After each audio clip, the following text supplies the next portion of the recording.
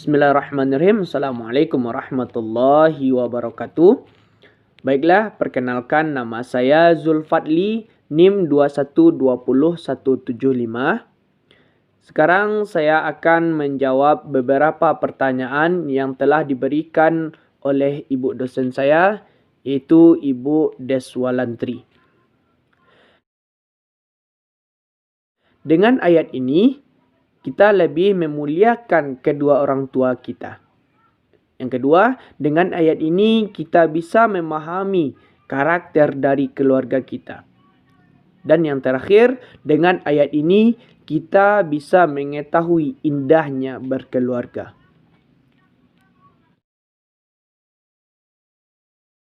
Titik untuk mengakhiri sebuah kalimat yang bukan pertanyaan. Tanda kurung untuk mengapit keterangan atau penjelasan yang bukan bagian utama kalimat. Tanda petik untuk menandai ucapan, kutipan, frasa, dan kata. Koma untuk memisahkan anak kalimat yang mendahului induk kalimatnya. Tanda seru untuk ungkapan atau pernyataan yang berupa seruan atau perintah yang menggambarkan kesungguhan. Maha lembut, Allah maha lembut terhadap makhluknya di dunia dengan mencurahkan kasih sayang, memberi rezeki, dan lain-lainnya. Yang kedua, Allah maha mengetahui. Allah itu maha mengetahui segala yang dilakukan oleh seluruh hambanya, baik dalam tempat yang terang maupun tempat yang gelap. Allah akan tetap mengetahui apa yang diperbuat oleh hambanya. Maha bijaksana yang memiliki hikmah menciptakan, mengetahui dan menentukan sesuatu dengan penuh perhitungan dan kebijaksanaan. Yang saya rasakan yaitu kesedihan dan rasa peduli terhadap keluarga kita yang ada di bumi Syam dengan cara mengirimkan pakaian hangat agar mereka tidak merasakan kedinginan di cuaca yang ekstrim ini. Krisis, keadaan yang berbahaya, blokade, pengepuhan suatu daerah sehingga yang lain tidak dapat keluar dengan bebas. Logistik, pengadaan, perawatan, dan penyediaan. Zionis berusaha keras mempertahankan kedaulatan negara. Perumpamaan, perbandingan atau ibarat. Ganas, pemarah, galak, dan suka menyerang. Dekap, peluk, lengkap. Pengepuhan, sebuah tindakan perang. Penghangat badan, jaket. Kem-kem, tenda yang didirikan di alam yang terbuka. Mengandalkan, menaruh kepercayaan kepada orang lain, layak, wajar, pantas, patut. Meregang, hampir-hampir mati, atau sekarat. Yang pertama, karena bahasa Indonesia sebagai bahasa pemersatu diraih dengan perjuangan. Yang kedua, karena bahasa Indonesia berasal dari bahasa Melayu. Yang ketiga, karena bahasa Indonesia adalah bahasa yang sangat kaya. Yang keempat, karena bahasa Indonesia adalah bahasa yang sangat mudah. Dan yang terakhir, yang kelima, karena bahasa Indonesia juga dipelajari bahasa lain atau negara lain. Yang pertama, mental. Kamu harus kuat dan jangan merasa lemah. Mulailah berpikir positif dengan apa tanggapan yang ada di sekitarmu. Yang kedua, mengenali diri. Kenali diri kita sepenuhnya, ketahui kekurangan yang kita miliki, dan perbaiki sepenuhnya agar kita siap menghadapi dunia kerja. Yang ketiga, mengasah kemampuan. Dapat membuat kita semakin percaya diri di lingkungan kerja. Dan yang terakhir, mengontrol emosi. Agar tidak ada masalah ke depannya di dalam dunia kerja, terkadang kita sangat sulit untuk mengontrol emosi ini. Bismillahirrahmanirrahim. Assalamualaikum warahmatullahi wabarakatuh. Innal hamdalillah nahmaduhu wa nasta'inuhu wa nastaghfiruh wa na'udzu billahi min syururi anfusina wa min sayyiati a'malina. May yahdihillahu fala mudhillalah wa may yudlilhu fala hadiyalah. Ashhadu an la ilaha illallah wa ashhadu anna Muhammadan abduhu wa rasuluh la nabiyya ba'dah, amma ba'du. Segala puji bagi Allah Al-Haq, Al-Malik, Al-Mubin yang telah memberikan kita iman dan keyakinan. Ya Allah, limpahkanlah salawat kepada pemimpin kami, yakninya Nabi Muhammad sallallahu alaihi wasallam.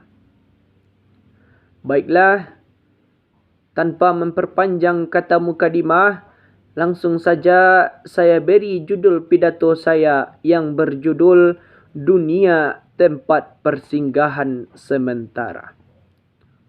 Rasulullah sallallahu alaihi wasallam bersabda yang artinya, akan datang suatu zaman umat lain memperebutkan kamu sekalian seperti memperebutkan makanan yang ada di dalam hidangan. Lalu sahabat bertanya, apakah kami jumlahnya sedikit pada saat itu? Rasulullah sallallahu alaihi wasallam menjawab, bukan. Bahkan sesungguhnya jumlah kamu banyak, tetapi kualitas kamu ibarat buih yang terapung di atas air. Dan di dalam hatimu dijadikan kelemahan jiwa.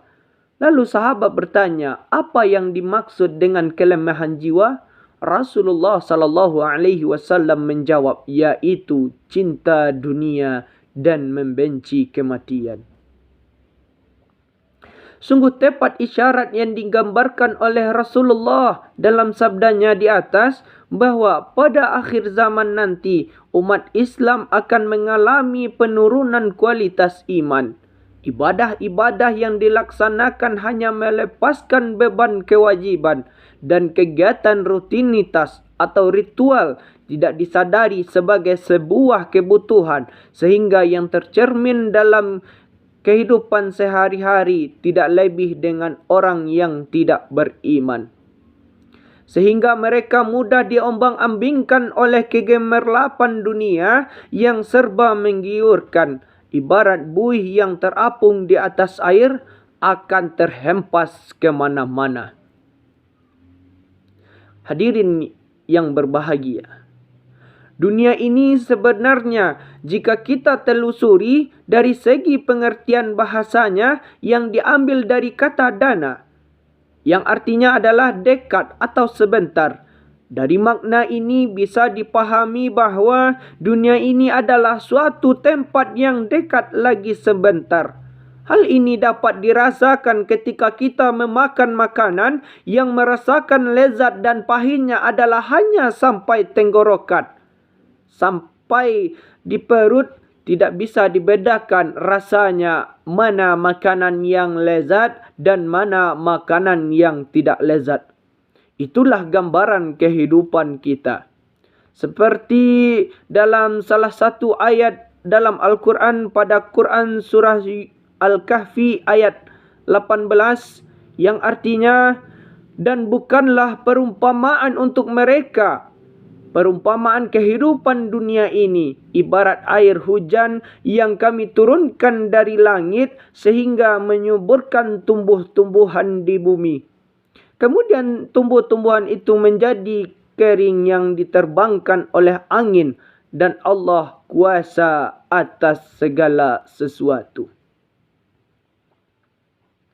Hadirin yang berbahagia, Dunia ini dengan segala fasilitasnya kita seharusnya mengendalikan, bukan dia yang mengatur kita. Harta yang kita miliki janganlah ia yang mengatur dan memperbudak kita. Karena mobil kita yang bagus setiap hari dilap dan dicuci, sementara diri kita, hati kita tidak pernah dibersihkan melalui dengan zikir-zikir atau beribadah kepada Allah. Kalaupun dilakukan hanya dengan sangat terpaksa atau merasa malu dengan sesama. Padahal semestinya rasa malu itu jauh lebih didahulukan kepada Allah daripada manusia. Karena seseorang yang malu kepada Allah pasti juga malu terhadap manusia. Tidak sebaliknya. Jadi harta itu kita yang mengaturnya dan memanfaatkannya, bukan kita yang dimanfaatkannya. Agama Islam bukan berarti melarang kita untuk mencarinya. Agama kita tetap memberi peluang seluas-luasnya bagi umat manusia untuk mendapatkan sebanyak-banyaknya. Tidak melarang untuk kaya, akan tetapi cara mendapatkannya dan memanfaatkannya sesuai dengan ajaran Islam dan tidak menjadi segala-galanya. Mungkin hanya itu yang dapat saya sampaikan. Mohon maaf jika terdapat kesalahan. Saya sudahi dengan billahi fi sabilil haq fastabiqul khairat. Assalamualaikum warahmatullahi wabarakatuh.